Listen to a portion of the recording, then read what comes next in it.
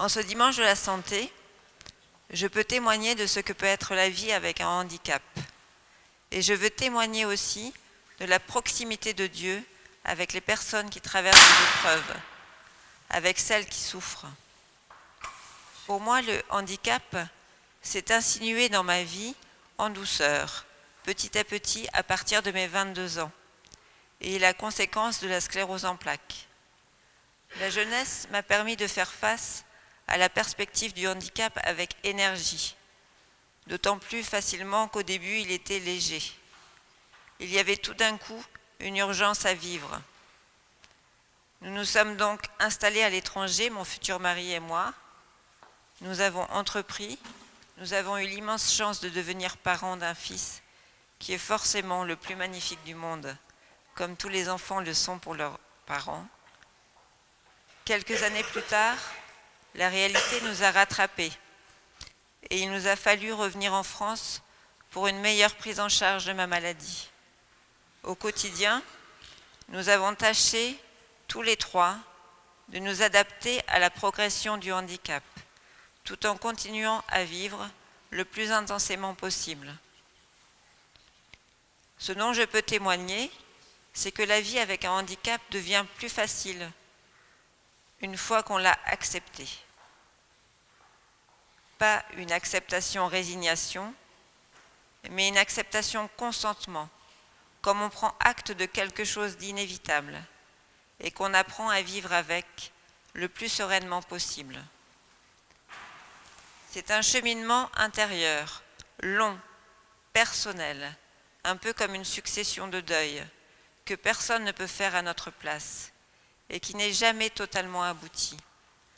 Tout juste peut-on l'accompagner par une écoute respectueuse et avec empathie. À savoir que les personnes de l'entourage ont elles aussi à faire ce cheminement vers l'acceptation du handicap. C'est tout un apprentissage, mais il nous permet de grandir en humanité. De devoir faire face à la progression du handicap m'a appris à essayer de voir le positif en toute personne, en toute situation et en toute chose. À vivre le moment présent, ici et maintenant. À m'accepter tel que je suis et à tâcher d'apprendre à m'aimer, puisque pour pouvoir aimer son prochain, en vérité, il me semble important de s'aimer soi-même. À faire attention à mes proches, nécessitant beaucoup de soins de leur part, à ne pas les phagocyter, à rester attentive à leurs besoins, à faire le tri entre ce qui est important et ce qui l'est moins, à comprendre que le plus important, c'est de tisser des liens avec son entourage et au-delà, de créer des occasions de partage, à aiguiser ma faculté d'écoute et de compassion. Que de beaux fruits inattendus pour un handicap que je ne souhaiterais partager avec personne. Sur ce chemin vers l'acceptation du handicap, Dieu était présent, Dieu était proche, Dieu était à l'œuvre. Comme la résurrection est survenue après la passion du Christ et son séjour au tombeau, Dieu a permis que mon épreuve porte en elle un germe de vie qui a fait qu'elle a porté du fruit et m'a transformée radicalement.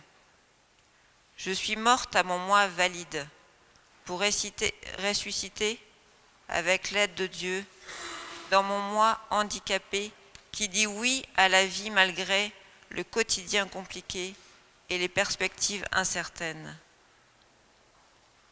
Ce qui m'a poussée à m'engager, c'est la rencontre nationale de la pastorale des personnes handicapées à Lourdes en 2016, avec un handicap passionnément vivant, où j'ai rencontré de nombreuses personnes handicapées et valides engagées, ayant l'envie de travailler à rendre l'Église mieux inclusive à l'égard des personnes handicapées.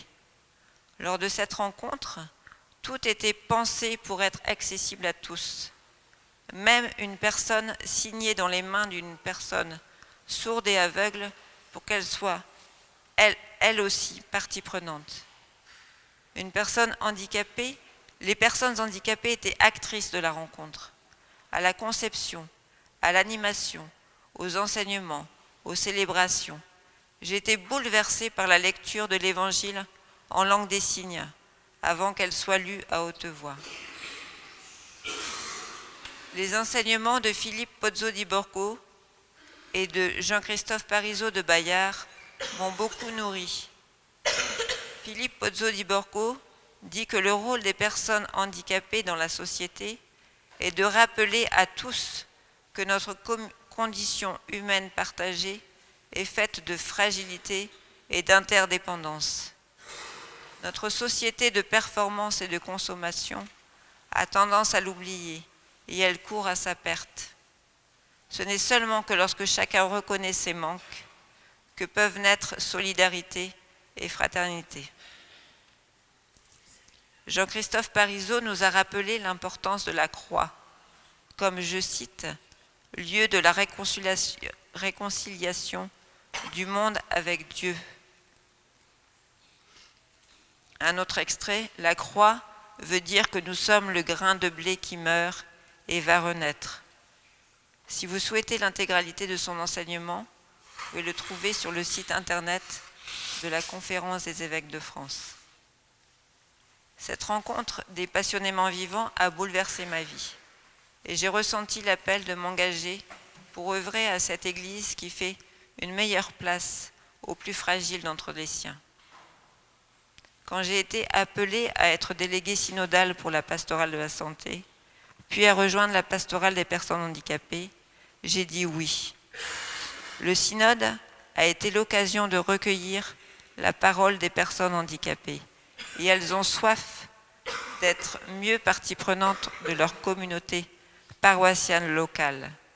Et je ne peux que vous inciter à continuer à faire ce travail, d'aller vers les personnes handicapées de votre secteur et de leur faire une place, d'être attentif à leurs besoins spécifiques et de leur permettre d'être actrices dans la vie de votre communauté, à vous laisser évangéliser par elles.